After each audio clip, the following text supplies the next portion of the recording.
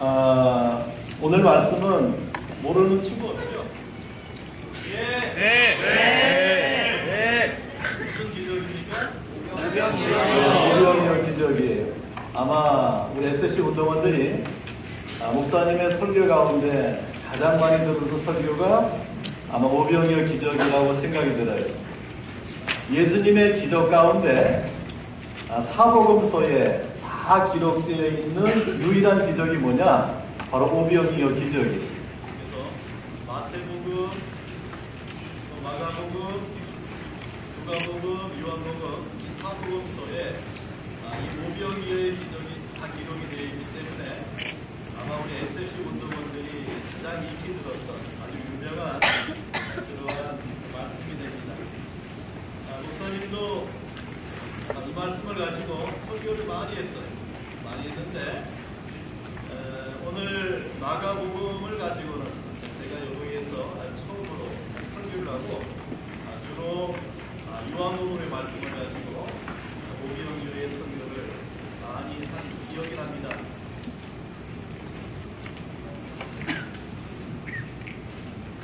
자, 오늘 예수님께서 제자들을 둘씩 짝을 지어서 마을로 보냈어요. 왜 보낸 줄 아세요? 주님의 복음을 전하기 위해서 둘씩 짝을 지어서 보내고 이제 저들이 전도하고 그 전도의 결과를 가지고 예수님에게 왔습니다. 예수님에게 그 전도의 결과를 보고하니까 예수님이 그러한 제자들, 수고했던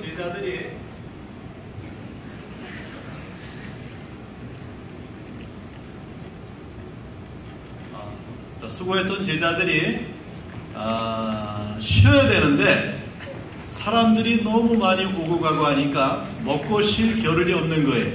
그래서 주님께서 제자들을 한적한 곳에 가서 좀 쉬어라 라고 예수님께서 제자들을 보내는데 그때 제자들이 배를 타고 이제 그 갈릴리 바다를 건너서 베세다 마을로 갔어요.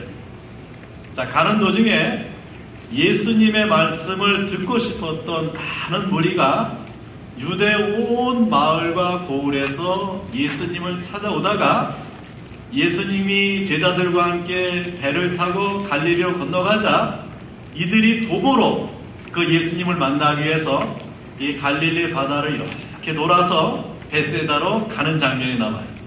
자, 누가 빠를 것 같아요? 배가 빠르죠? 배는 그냥 그 갈릴리 바다를 가로질러 가면 되고 사람은 갈릴리 바다를 어떻게 해요? 돌아서 가야 되니까 사람의 걸음이 더 늦어요. 그런데 이들이 먼저 도착했다. 성경이 말씀합니다. 뛰었어요. 누구를?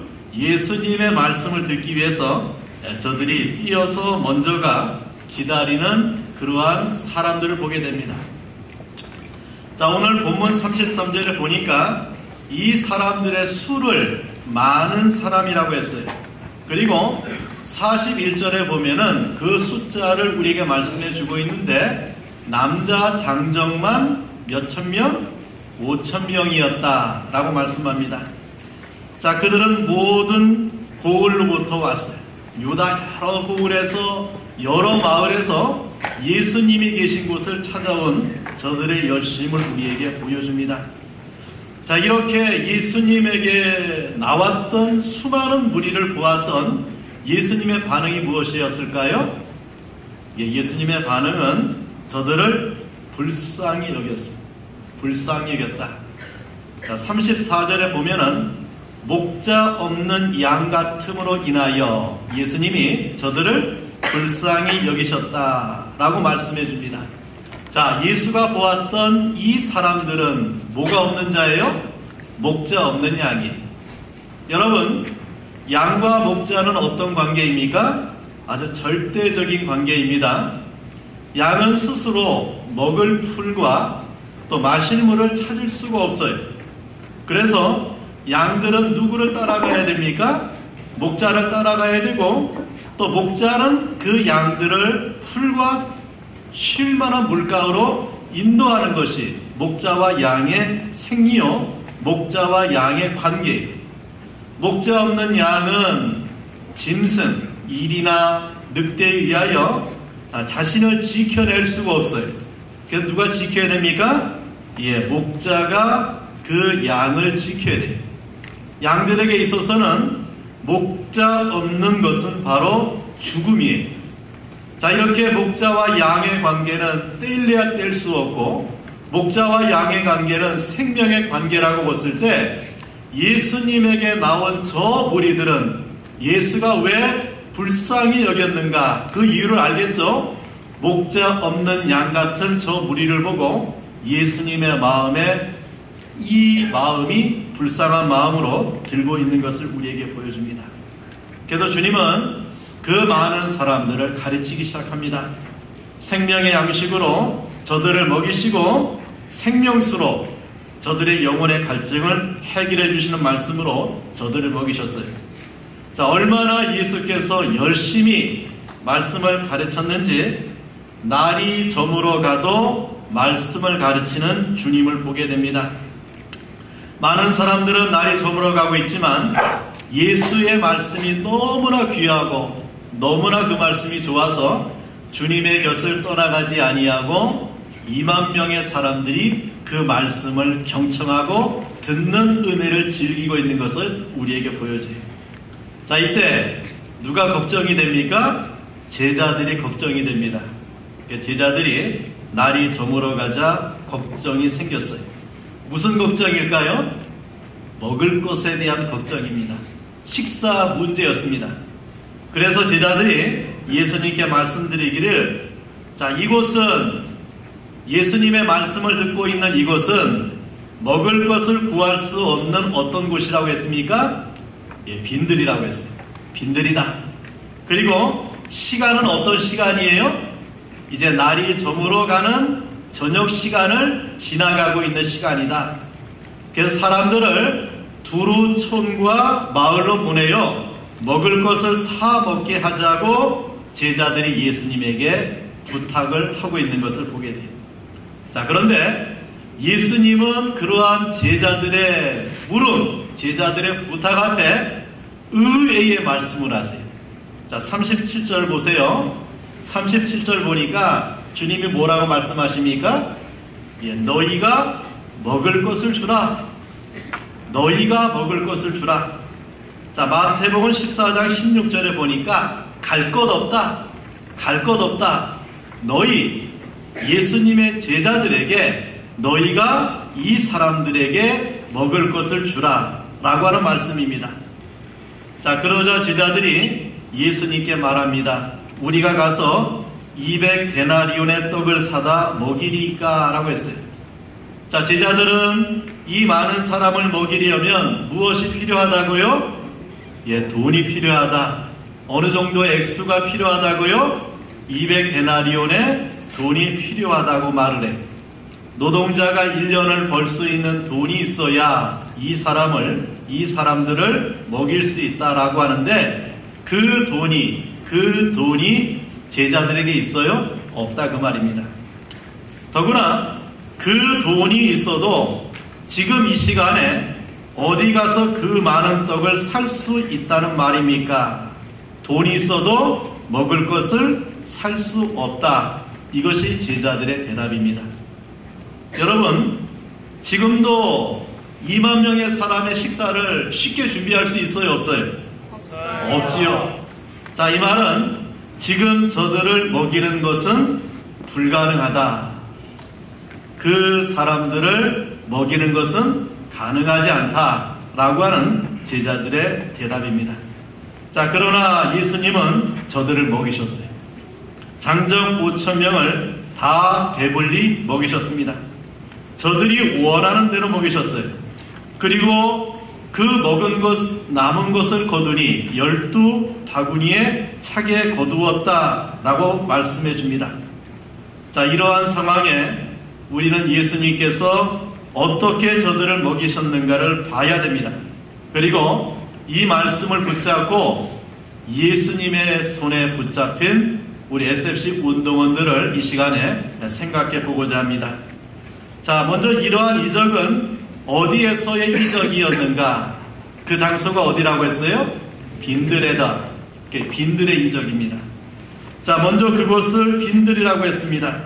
제자들이 예수님께 나와 무리를 보내어 먹을 것을 사 먹게 하자고 했을 때 제자들이 그곳의 환경, 그곳의 형편을 말할 때 이곳은 빈들이니 촌과 마을로 보내어 먹을 것을 사 먹게 하자고 말하고 있는 것을 보게 됩니다. 이곳은 빈들이다. 여러분, 빈들이 뭘까요? 말 그대로 아무것도 없는 공간을 의미해요. 이곳은 빈들이니 사람들을 촌과 마을로 보내어 먹을 것을 사 먹게 하자고 하는 제자들을 보게 됩니다. 여러분, 여기 촌이 어디입니까? 원어상 정확하게 번역했어요. 촌이란 지금의 촌과 똑같은 곳이에요.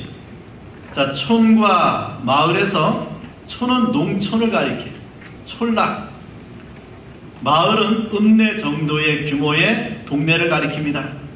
자, 그런 곳에 사람들을 보내어 먹을 것을 해결하자고 하고 있는 것을 보게 됩니다. 여러분, 제가 이런 촌에 살아요. 진주시 문산읍 어디 살아요? 옥산리 신촌 마을에 살아요. 신촌에 살아요. 이 신촌에 가면 편의점도 없어요. 가게도 없어요. 식당이 당연히 없지요. 해가 지면 사람들의 왕래가 없어요. 조용합니다.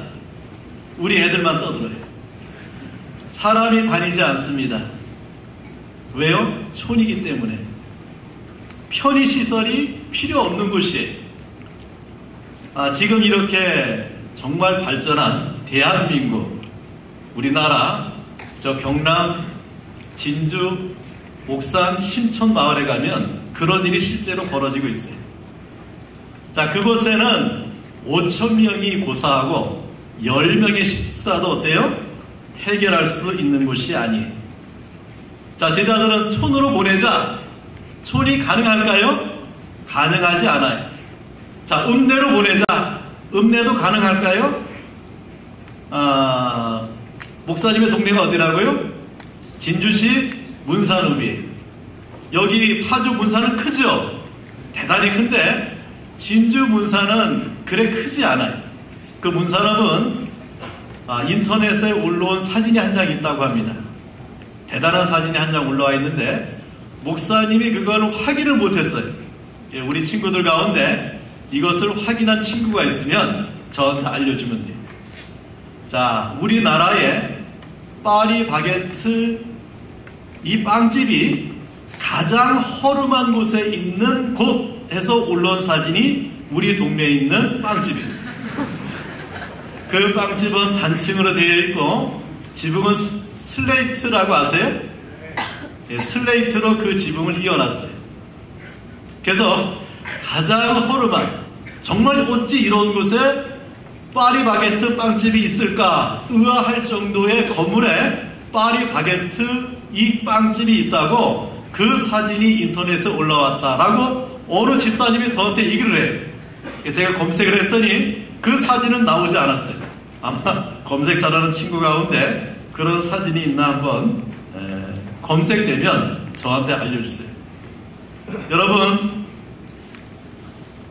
읍내 이 정도에 그곳에도 사람들의 먹을 것을 충족시킬 수 있는, 사람들이 그곳에 그 많은 사람의 배고픔을 해결할 수 있는 그런 장소가 안 돼요. 제자들의 이 말은 자신들의 지금의 상황, 환경, 어떠한 조건에서도 안 된다는 말입니다. 각자 해결하게 하자, 각자 자기 인생을 책임지게 하자라는 말이에요. 제자들이 이렇게 말한 이유가 있습니다. 우리가 어떻게 해결한단 말인가? 가진 것이 없는데, 여긴 빈들인데 우리가 해결할 수 없는데 왜 예수님은 우리를 향해서 너희가 먹이라고 말씀해 주고 있느냐? 안 된다 라고 하는 저들의 대답입니다. 그러나 주님은 뭐라고 말씀합니까? 갈 것 없다, 너희가 먹을 것을 주라고 말씀해요. 빈들에 서 있는 이 빈들에서 너희가 먹을 것을 주라. 여기 사람들의 특징은 뭡니까? 여기선 못한다. 여기선 안 된다라고 해요. 근데 예수님 뭐라고 말씀합니까? 너희가 먹을 것을 주라 라고 말씀합니다. 이 말씀은 무엇입니까? 예수께서 내가 너희를 통하여 일하시겠다 그 말이에요. 누가? 주님이 여러분을 통하여 일하시겠다 이 말입니다. 예수님은 빈들에 서 있는 여러분을 통하여, 빈들에 서 있는 제자들을 통하여 일하시기 원해서 갈 것 없다. 너희가 먹을 것을 주라고 말씀해줘요. 너희가 먹을 것을 주라. 내가 너희를 통하여 일하겠다. 너희가 먹이도록 하겠다. 이것이 누구의 말씀입니까? 넉넉하게 먹일 수 있는 예수님의 말씀입니다. 결론은 어떻게 됐습니까? 결국 제자들을 통하여 먹이셨어요. 예수님은 제자들이 없어도, 또 보리떡이 없어도 하늘에서 떡을 내려 먹이실 수 있는 분입니다. 그런데 왜 예수님은 제자들을 통하여 일하고자 하시는가? 지금 주님은 제자들과 함께 계시고 그 제자들과 함께 계신 주님은 전능하신 주님입니다. 이 많은 무리를 넉넉하게 먹일 수 있는 분이에요. 그런데 제자들은 그러한 주님을 보지 못했습니다. 무엇을 보았습니까? 빈들을 보았습니다. 무엇을 보았습니까? 저물 때를 보았어요. 그리고 수많은 사람을 보았습니다. 그리고 저들을 먹일 수 없는 제자들의 무능을 보았어요. 그래서 뭐라고 말합니까? 안 된다라고 하는 말. 주님은 너희가 먹이라고 할 때 안 됩니다. 이것이 제자들의 반응입니다. 여기 빈들이라고 하는 버려진, 버림받은 황폐한 곳, 이곳에서는 안 됩니다. 이것이 제자들의 대답입니다. 여러분, 여기 빈들이라고 하는 단어가 광야라고 하는 단어로 번역이 돼요. 광야를 가리킬 때도 이 빈들이라고 하는 단어와 동일하게 사용이 됩니다. 여러분, 이 목사가 예전에 신학생 때 이스라엘 가서 이런 광야길을 걸어가 봤어요. 그래서 차는 가고 있고 우리 신학생들끼리 한번 광야길을 걸어가 보자 해서 1시간 정도 걸은 기억이 나요. 걷기 쉬웠겠어요? 처음엔 즐거웠죠? 근데 그 길은 걸을 수 없는 길이에요. 끝없이 펼쳐진 황량하고 메마른 곳입니다. 먹을 것, 마실 것 당연히 없습니다. 그 광야는 낮에 태양의 뜨거움과 밤의 추위로 사람이 살 수 없는 곳이 버려진 땅입니다. 정말이지 사람이 살 수 없는 황폐한 곳입니다. 텅 비어버린 빈 강문처럼 되어버린, 이곳에서 어떻게 저들을 먹일 수 있느냐는 말입니다. 여러분, 어떤 사람들은 자기가 서 있는 공간을 빈들로 생각합니다. 버려진 공간이라고 생각을 해요. 자신은 어떤 인간이라고 생각합니까? 나는 버려진 인생이야. 나는 버려진 사람이야. 라고 생각을 합니다. 우리 가족이 버려진 가족이라고 생각을 해요. 우리 교회가 빈들이야. 빈들이라고 생각합니다. 내 자신은 버려진 인생이야. 쓸모없는 인생이라고 생각합니다. 우리 가문, 우리가 다니는 교회 빈들이야. 버려진 곳이야. 우리 학교, 그것은 빈들이라고 생각합니다. 내가 처한 환경, 내 생애, 나는 철저하게 버려진 존재라고 생각을 해요. 그래서 나는 안 돼. 나는 할 수 없어. 그런데 내가 어떻게 해? 그러한 치부가 있어요. 이곳은 빈돌이야. 이곳은 텅 빈 공간이야. 이곳은 버려진 곳이야. 이곳에는 아무것도 못해. 라는 말을 합니다. 그런데 예수님은 뭐라고 말씀하십니까? 너희가 너희가 먹을 것을 주라고 했습니다. 자, 빈들에 서 있는 너희가 먹을 것을 주라는 주님의 말씀입니다. 지금 너희, 빈들 같은 너희를 통하여 주님은 일하시겠다라고 말씀하십니다. 빈들에 삼일지라도 너희를 통하여 일하시겠다. 이것이 주님의 말씀이에요. 예수님은 그러한 환경에 처한 너희, 그러한 환경에 속해 있는 너희, 저 빈들 같은 인생을 통하여 예수님은 일하시겠다라고 말씀해 줍니다. 여러분, 우리는 어떤 사람들입니까? 우리는 어떤 SFC 운동원들입니까? 빈들같이 버려진 곳에 있는 이곳에 너희를 통하여 주님은 일하시겠다. 이것을 우리에게 말씀해 줍니다. 여러분, 환경이 좋은 마을, 환경이 좋은 곳이 어디 있겠습니까? 목사님의 신촌마을, 정말 아무것도 없어요. 우리 아이들이 짜증을 낼 때가 있어요. 아빠, 사 먹을 게 없어. 그래서 우리는 가면은 많이 사옵니다. 저축해 놔야 돼. 며칠을 먹을 수 있도록 사놓습니다. 도시에 가면 되겠지, 어디에 가면 되겠지 하고 생각합니다. 아닙니다. 어디를 가든지, 어떤 곳에 있든지, 어떤 이유 때문에 안 됩니다. 여러분, 빈들 광야, 정말로 아무것도 없다고 하는 그곳에서 우리는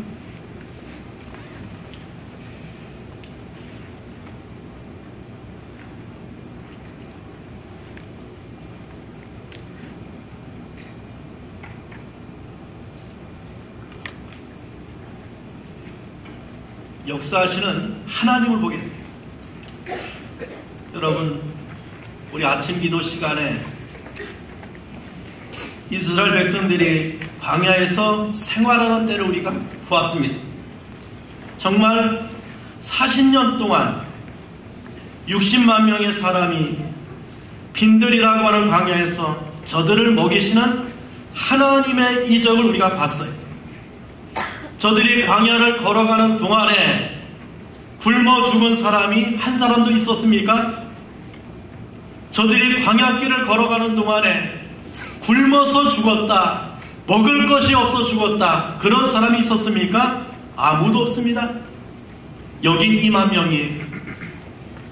지금 이곳 빈들에도 누가 계십니까? 제자들은 아무것도 없다고 생각하는 그곳에 전능하신 주님이 계세요. 먹이시기에 넉넉하신 주님이 그곳에 계심을 우리에게 말씀해 주고 있습니다. 여러분, 이러한 이적은 어디입니까? 빈들의 이적입니다. 할 수 없는 곳, 아무것도 없는 곳, 도무지 이 문제를 해결할 수 없는 그곳에서 주님은 이러한 이적을 일으키는 것을 보게 됩니다. 자, 두 번째는 오병이어로 일하시는 주님을 보게 됩니다. 여기 있는 사람들을 먹이려면 제자들의 기준으로 보면 200데나리온의 돈이 필요하다고 했습니다. 그때 예수님께서는 38절에 보니까 너희에게 떡 몇 개가 있는지 가서 보라고 했어요. 자, 제자들이 알아보고 뭐라고 대답합니까?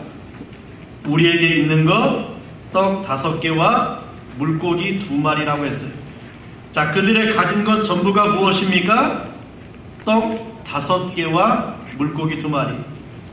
예수님은 너희에게 제자들에게 아무것도 가지고 있지 않는 제자들에게 저들을 먹일 수 없다라고 불가능을 토로하는 제자들에게 무엇이 있는지 알아보라고 했습니다. 이 말은 무엇입니까? 너희들이 갖고 있는 것을 가지고 주님이 이 일을 하시겠다, 그 말입니다. 여러분, 예수님이 물고기 2마리, 떡 5개 없으면 저들을 못 먹이십니까?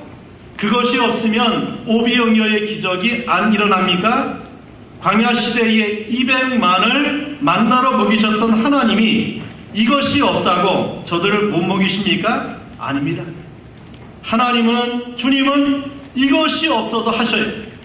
이 세상을 창조하신 하나님이 그것이 없다고 못 먹이십니까? 이 우주를 만들 때 아무것도 없는 상태에서 우리 하나님은 하나님 자신의 전능하신 말씀을 가지고 그 광대한 우주, 그 신비로운 이 세계를 하나님이 창조했어요. 그 하나님이 굳이 물고기 2마리, 보리떡 5개가 있어야 이런 이적을 베풀 수 있는 하나님은 아니잖아요. 그것이 없어도 돼요. 그것이 없어도 주님은 충분히 먹일 수 있습니다. 이것이 필요 없어요. 그러나 주님은 우리가 가진 것, 우리의 가진 것, 오병이어를 통하여 일하시기를 원하시는 주님을 보게 돼요. 우리가 가진 것을 가지고 먹이시겠다. 우리가 가진 것을 가지고 저들을 먹이시겠다. 이것이 주님의 말씀입니다. 우리가 가진 것, 그것이 무엇이냐? 물고기 2마리와 보리떡 5개입니다. 그것이면 충분하다. 그 말입니다. 내가 가진 것이 무엇이냐? 그것이면 족하다. 그것이면 됐다. 그것 가지고 충분하다. 누가 말씀합니까? 전지하시고 전능하신 우리 주님의 말씀이에요. 여러분, 모세에게 우리 하나님이 이스라엘 백성들을 구원할 사명을 주었죠. 그때 그의 나이가 몇 세였습니까? 80세 노인입니다. 어디에 있었던 자입니까? 광야에서 양을 치는 목자였어요. 그때 모세가 하나님의 이 부름 앞에 뭐라고 대답합니까? 나는 못합니다. 나는 가진 것이 없습니다. 나는 광야에 있는데, 빈들에 있는데 못합니다. 계속해서 못한다고 해요. 그때 하나님께서 그 모세에게 그때 네 손에 가진 것이 무엇냐고 물었습니다. 지팡이 하나 갖고 있었어요.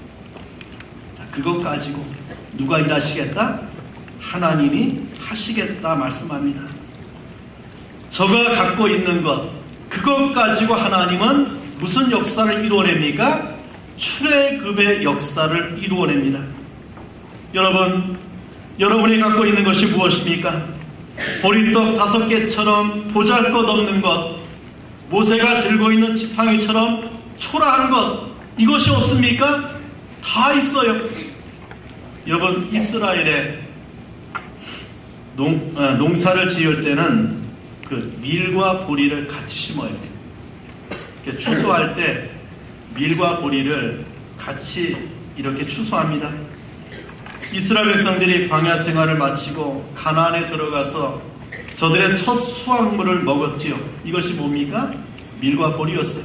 그래서 그날을 맥추절로 지킵니다. 그런데 밀과 보리를 같이 심어서 그 밀과 보리를 수확을 하는데 밀은 주로 사람이 먹기 위해서 재배하는 거예요. 보리는 짐승을 먹이기 위해서 보리를 재배합니다. 이 보리는 밀을 사 먹을 수 없는 형편이 되는 사람이 먹는 그런 식량이에요. 정말 보잘것없는 겁니다. 여러분, 이러한 것이 여러분에게 없습니까? 다 있어요. 우리가 있는 빈들, 저물어가는 이곳에 이러한 것을 우리는 다 가지고 있습니다. 주님은 우리에게 묻습니다. 너희에게 무엇이 있느냐? 그것을 가지고 주님은 일하시겠다. 그것을 가지고 주님은 저들을 먹이시겠다고 말씀해 줍니다. 여러분이 갖고 있는 것, 이것이 아무리 작고 아무리 초라한 것일지라도 그것을 가지고 일하시겠다는 주님의 말씀을 기억해야 돼요. 나는 가진 것이 있다. 주님에 의하여 쓰임받을 것이 있다. 이것을 우리에게 말씀해 줍니다. 자, 세 번째는 축사의 이적입니다. 자, 예수님이 제자들을 통하여 보리떡을 받았습니다. 물고기도 받았어요. 41절에 보면 예수님께서 보리떡과 물고기를 어떻게 하셨습니까? 네, 그것을 가지고 하늘을 우러러 축사하셨다라고 말씀합니다. 제자들의 손에 있던 보리떡이 누구의 손에 들려집니까? 주님의 손에 들려져요. 예수님은 그 보리떡을 가지고 하나님께 무엇했어요? 축사했다. 제자들의 하찮은 것, 보잘것없는 것, 너무 적은 것, 정말 미미한 것, 이것이 누구의 손에 들려집니까? 전능하신 주님의 손에 들려져요. 저들이 갖고 있던 떡이 예수님의 손으로 옮겨집니다. 정말 미미하고 보잘것없고 하찮은 보리떡이에요. 이것에 주님은 그 떡을 붙잡고 하나님께 축사하는 주님을 보게 돼요. 이 축사라고 하는 말이 뭔지 아세요? 하나님께 감사했다. 예수님은 그 보리떡을 붙들고 하나님 앞에 감사했어요. 하나님 앞에 감사했어요. 그 보리떡을 붙들고 하나님께 감사하자. 그 보리떡은 어떤 역사가 일어납니까? 5,000명을 먹이는 역사가 일어나고 있는 것을 우리에게 보여줍니다. 정말 이제 하찮고 미미한 보리떡이었지만 그것이 주님의 손에 붙들리자 놀라운 이적이 일어났습니다. 하물며 여러분은 보리떡보다 귀한 존재입니다. 보리떡을 붙들어 5,000명을 먹이신 주님께서, 여러분을 붙들어 사용하시기 원하시는 주님께서 여러분을 들어 사용하신다고 하면 이 역사 이상이 일어나지 않겠습니까? 여러분, 우리가 처한 환경이 어떠하냐가 중요한 것이 아닙니다. 그곳에 누가 계신가가 중요합니다. 내가 누구에게 붙들리느냐가 중요합니다. 내가 누구냐, 이게 중요한 것이 아니고 내가 누구에게 붙들려 있느냐, 이게 중요합니다. 여러분의 SFC 운동원들 누구에게 붙들려 있는 자입니까? 예수님의 손에 붙들려 있는 자입니다. 예수님의 사명에 붙들려 있는 자예요. 주님의 창조의 손에 붙들린 자, 십자가 못 박힌 주님의 손에 붙들린 자, 이것이 우리의 사명, 이것이 우리의 존재 의미입니다. 부활하신 주님의 손에 붙들려 있는 자, 전능하신 주님, 전지하신 주님, 창조의 주님의 손에 붙들려 있는 자, 이것이 우리의 현주소예요. 그러한 자는 정말 미미하고 보잘것없어도 이런 역사를 이루어야만은 하나님의 능력, 하나님의 은총을 우리에게 보여줍니다. 여러분, 제가 이런 예를 잘 드는데 여기 피아노가 있죠. 저 피아노를 목사인 제가 연주하면 잘 칠까요, 못 칠까요? 잘 쳐요. 못 쳐요. 저는 피아노를 배운 적도 없고 피아노 칠 수 있는 능력이 전혀 없어요. 저 피아노에 앉으면 저 좋은 악기가 어떤 음을 냅니까? 아주 듣기 싫은 불협화음을 내요. 근데 우리 반주하는 친구가 피아노에 앉아서 피아노를 치면 어떤 소리가 납니까? 너무 듣기 좋은 소리가 나요. 똑같은 피아노지만 누가 그 피아노를 연주하느냐에 따라서 그 결과는 정말 하늘과 땅의 차이예요. 여러분, 똑같은 캠퍼스에 누가 그림을 그리느냐에 따라 그 가치는 천차만별이에요. 목사인 제가 그리면 어때요? 아무도 보지 않아요. 자, 고우가 그리면 어떨까요? 그 그림이 막 수천억에 사고 파는 그러한 귀한 작품이 돼요. 정말 그 캠퍼스 재료비 얼마 안 들어가요.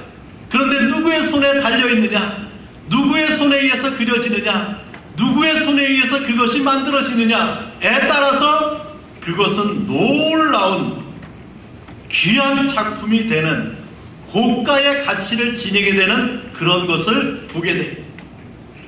하찮은 진흙한 덩어리가 토기장이의 손에 붙들리면 도자기가 됩니다. 정말이지 흔하고 흔한 진흙한 덩어리지만 토기장의 손에 붙들리면 전혀 새로운 용도, 전혀 새로운 모양, 전혀 새로운 것으로 빚어지는 것을 보게 돼요. 여러분, 이것이 저 지능으로 빚어진 것이다. 믿어져요? 근데 이렇게 변해야 돼요. 우리는 부족한 것이 많은 자들입니다. 작고 힘이 없고 연약하고 가진 능력이 없는 자입니다. 우리의 처한 환경이 그러합니다. 정말이지 빈들같이 버려진 곳에 처해 있는 우리를 보게 됩니다. 아무 희망도 찾아볼 수 없는 곳입니다. 내가 너무 부족한 것이 많아요. 그래도 여러분이 보리떡보다는 낫지 않겠습니까? 그 하찮은 보리떡도 주님의 손에 붙잡히자 5,000명을 먹이는 역사가 일어나는데, 나 같은 인생이 주님의 손에 붙잡히면 이 역사 이상 일어나는 것, 이것이 오늘 주님이 우리에게 하시고 싶은 말씀이, 내가 누구냐가 중요한 것이 아니고 내가 누구에게 붙잡히느냐, 이것이 중요합니다.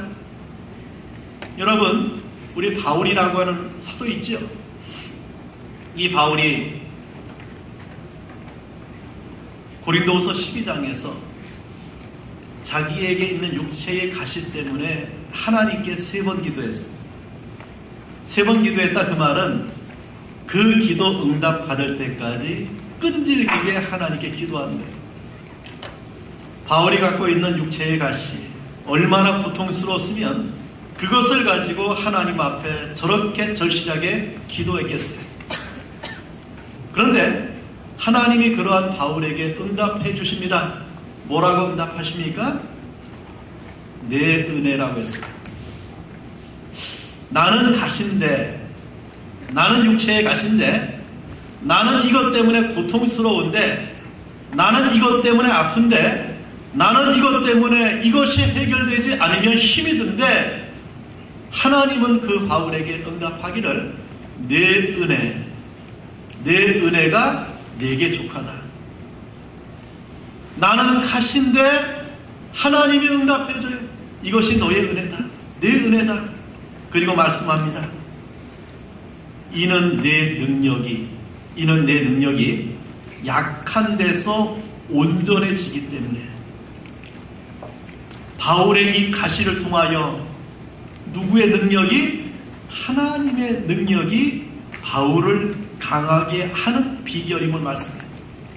여러분, 약한 거 있습니까? 정말 부족한 거 있습니까? 우리 하나님은 그것을 가지고 능력 있게 사용하길 원해. 바울은 기뻐합니다. 그리고 뭐라고 말합니까? 나의 여러 약한 것들에 대하여 자랑하리니 이는 그리스도의 능력이 내게 머물게 하려 합니다. 내가 강하기 때문에 주님의 능력의 장중에 붙들려 쓰임받는 것이 아니고, 연약한 너, 정말 육체의 가시 때문에 고통당하고 있는 너, 그 육체의 가시, 그것이 내 은혜의 통로가 되어서 우리 하나님이 너를 붙들어 사용하시겠다. 그 주님의 강권에 붙들려 사용되어지는 이 바울을 보게 됩니다. 주님의 능력의 통로임을 깨닫게 되는 거예요. 여러분, 베드로 그 갈릴리 바다에서 고기 잡는 어부였지요. 그런데 주님의 손에 붙들렸습니다. 그 결과 사람 낚는 어부가 되었습니다. 내게 능력 주는 자 안에서 내가 모든 것을 할 수 있다는 이 바울의 고백, 이것이 예수께서 저와 여러분에게 오늘 주고 있는 말씀의 교훈이에요. 여러분, 우리를 누가 잘합니까? 우리를 만드신 하나님이 우리를 제일 잘 알아요. 목사님이 이제 필요한 도구 가운데 하나가 면도기입니다. 예전에는 이제 이 칼면도기를 쓰다가 이제 전기 면도기를 쓰니까 너무 편한 거예요. 잘 깎이고 상처 안 나고 아주 매끄럽게 잘 깎이니까 너무 좋아요. 옛날 칼면도기를 쓸 때는 하루에 한 번 깎기도 힘들어요. 아프니까 따갑고. 근데 전기 면도기를 구입하고 나서는 하루에 몇 번을 깎아도 좋아요. 그래서 예전에 제 별명이 산적이었어요. 늘 이 턱수염이 덥수룩하니까. 근데 요즘 어때요? 시간마다 깎으니까 산적 같은 소리가 안 들어요. 애들이 그래요. 아빠 옛날의 사진보다 지금의 모습이 더 좋아. 지금은 산적같이 안 보이니까 그렇게 얘기하는가 봐요. 어느 날 그 면도기가 고장이 났어요. 걱정이 되는 거예요. 새로 구입할까? 이걸 어떻게 하지? 내가 그 면도기를 고치려고 애를 썼어요. 안 되는 거예요. 고칠 수가 없어요. 참 바보 같죠? 미련하죠? 자, 그 면도기를 가지고 어디로 가면 돼요? 면도기 회사 AS 맡기면 돼요. 찾아갔어요. 찾아갔더니 금방 고쳐져요. 만든 사람은 그것을 어때요? 금방 고쳐요. 여러분, 나를 만드신 자, 나를 창조하신 자가 누구이냐? 우리 하나님이십니다. 나는 나의 문제를 가지고 누구에게 가요? 하나님께 가요.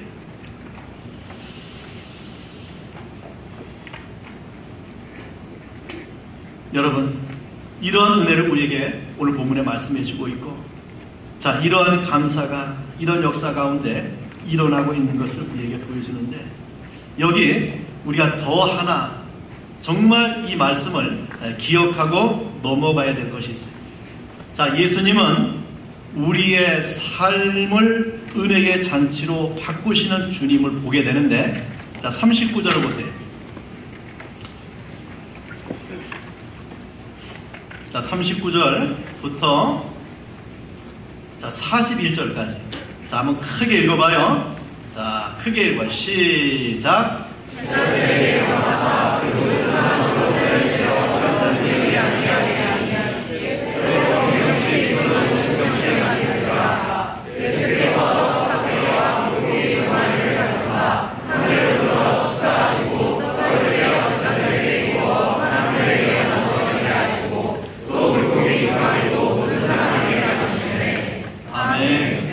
자, 예수께서 그냥 오병이어의 기적을 베푸신 것이 아니에요. 사람들에게 그냥 떡을 나눠주신 것도 아닙니다. 자, 39절에 보니까, 자, 이 본문에 몇 명이죠? 2만 명이 넘는 사람이에요. 자, 그 모든 사람을 어떻게 앉게 하셨다고 했지요? 때를 지어 앉게 했는데, 그 때가 몇 명이라고 했어요? 100명 혹은 50명씩 때를 지어 앉게 했다라고 말씀해 줍니다. 여기 앉게 하다, 이 말이 그냥 푸른 잔디 위에 앉은 것이 아니에요. 이 앉게 하다라고 하는 말의 언어가 뭐냐? 이것이 아나클리노라고 썼어요. 이 말은 뭐냐면은 그냥 앉는 게 아니고 비스듬하게 눕다. 비스듬하게 눕다. 여러분, 로마를 배경으로 하는 영화를 보면은 로마인들이 식사할 때 어떻게 해요? 연애할 때 어떻게 합니까?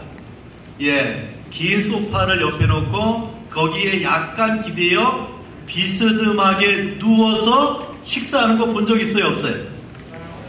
예, 그 상태. 그냥 앉는 것이 아니고 비스듬하게 누워있는 상태. 자, 40절에도 보면은 이 말이 기대다, 비스듬히 눕다라고 하는 뜻이에요. 여기 무리들 50명씩 100명씩 예수님께서 저들을 어떻게 하라고? 비스듬하게 누워서 무엇을 기다리라고? 떡을 기다리라, 그 말이. 식사하는 유대인의 식사 습관은 어떠해요? 이렇게 비스듬하게 누워서 식사하는 모습을 말씀해줘요. 자, 이 말이 무슨 말이냐? 바로 예수께서 저들을 그곳에서 무엇을 베풀겠다? 이 떡을 가지고 잔치 연회를 베풀겠다, 그 말이. 여러분, 이 모습이 어디에서 생각이 나요? 시편 23편에 보면은 그가 나를 푸른 초장에 어떻게 했다? 누이셨다. 비스듬하게 누이셨다, 그 말이. 자, 우리 주님은 목자예요. 그리고 주님이 보았던 이 2만 명의 사람을 예수께서 왜 불쌍히 여겼죠? 목자 없는 양 같은 저 사람을 보고 예수님의 마음에 든 것이 뭡니까? 불쌍히 여김이었고, 그때 주님은 그 사람들을 어떻게 인도합니까? 목자가 양을 푸른 초장으로 인도하시듯이 저들을 비스듬하게 눕게 하는 주님을 보게 돼요. 예수님은 그 무리들을 왜 누이십니까? 자, 우리 39절 다시 봅시다. 39절에 보니까 제자들에게 명하사 그 모든 사람으로 어떻게? 때를 지어라고 했어요. 때를 지어. 자, 이 때를 지어. 요 때를 지어라고 하는 원어가 심포시온이 쓰였어요. 따라해보자. 심포시온. 근데 때를 지어 요 두 단어가 심포시온 반복해 쓰였어요. 자, 심포시온이 뭐예요? 주연, 향연, 잔치라는 뜻이에요. 자, 예수님께서 지금 무엇을 하려고 저들을 푸른 잔디에 비스듬하게 누이시고 저들에게 무엇을 말합니까? 심포시온 하는 성경의 말씀을 보게 돼요. 저들의 잔을 채우기 위하여, 저들에게 연회를 베풀어 주기 위하여, 저들에게 주님이 향연을 베풀어 주기 위해서 심포시온 이 단어가 두 번 반복해 쓰여지고 있는 것을 우리에게 보여줘요. 여러분, 시편 23편에 내 잔이 어때요? 넘치나이다. 그 잔을 가득 채워주시는 주님을 보게 됩니다. 주님은 지금 오병이의 현장에 사람들을 누이셨어요. 그리고 그들의 잔에 가득히 채워주시겠다. 이것이 주님의 말씀이에요. 주님의 양떼들에게 연회를 열고 잔치를 열고 저들을 완전히 채워주겠다. 이 말이, 여기 심포시온이라고 하는 이 말은 다른 성경에 안 나와요. 이 성경에 나오는데 이 성경의 이 단어가 두 번 반복해서 사용돼요. 다시 말해 일부러 하나님이 쓰신 거예요. 때를 지어, 마치 다시 말하면 심포시온을 하듯이 기대어 눕게 했다. 저들에게 연회를 베풀어주는 주님의 모습을 우리에게 보여줍니다. 날이 저물 때 빈들에 아무것도 없는 그곳에 주님은 너희의 연회를, 심포시온을 열어주시겠다는 주님의 말씀이, 여러분이 빈들이라고 생각하는 여러분의 가정에, 여러분이 빈들이라고 생각하는 여러분의 학교에, 여러분이 빈들이라고 생각하는 내 인생에, 빈들처럼 버려진 내 삶에, 빈들처럼 아무것도 없는 내 인생에 예수께서는 심포시온을 베풀어 주시겠다는 말씀이에요. 여러분, 이러한 잔치 자리에 수종 두른 자가 누구입니까? 바로 예수님의 제자와 예수님이세요. 여러분, 잔치를 보면 그 잔치에 수종 두른 자가 어때요? 서서 그 잔치를 수종 두고 있는 걸 보게 돼요. 그리고 사람은 어때요? 비스듬하게 누워서 그 잔치를 즐깁니다. 자, 여기 서 있는 사람, 바로 주님과 제자들입니다. 예수님께서 떡을 제자들에게 나눠주었습니다. 예수님은 그 제자들과 함께 그 일을 하고 있는 것을 보게 돼요. 예수님은 그 잔치자리에 그 일을 하는 제자들을 보게 돼요. 서서 일하는 사람, 이것이 주님이에요. 주님을 빌립보서 2장 6절에서 7절에 이렇게 말씀합니다. 그는 근본 하나님의 본체시나 종의 형체를 가지사 사람들과 같이 되셨고라고 해요. 여러분, 사람이 된 신이 또 무엇이 되었어요? 종이 됐어요. 신이 인간이 된 것도 놀라운데 그 신이 누구의 종이 되었다? 사람의 종이 됐어요. 여러분, 누가복음 22장 27절에 보면은 앉아서 먹는 자가 크냐 섬기는 자가 크냐, 앉아서 먹는 자가 아니냐, 그러나 나는, 예수는 섬기는 자로 너희 중에 있노라. 너희 중에 있노라, 이 말이 뭡니까? 나는 섬기기 위하여 너희 중에 서 있노라, 그 말이. 제자는 예수와 함께 섬기는 자리에 서 있다는 말입니다. 사랑하는 성도 여러분, 우리 운동원 여러분, 이 기적을 통하여 우리에게 주시는 예수님의 교훈은 무엇입니까? 그 빈들에 주님은 계십니다. 나를 통하여 일하시기 원하는 주님이 계십니다. 주님의 말씀은 확고합니다. 갈 것 없다. 너희가 먹을 것을 주어라. 내 있는 것을 갖고 와라. 그것을 가지고 일하시는 주님을 보게 돼요. 그 주님은 지금도 나는 섬기는 자로 너희 중에 서 있는 주님을 우리에게 말씀해 줍니다. 여러분, 나와 주님이 함께 그 일을 하고자 하실 때 우리 SFC 운동은 이것이 바로 주님의 손에 붙들려 쓰임받는 신앙의 삶의 모습이고 길임을 우리에게 말씀해 줍니다. 2020년을 맞이했습니다. 우리 SFC 운동원들이 이러한 주님의 손에 붙들려 쓰임받는 그런 축복의 귀한 한 해가 되기를 간절히 축원합니다.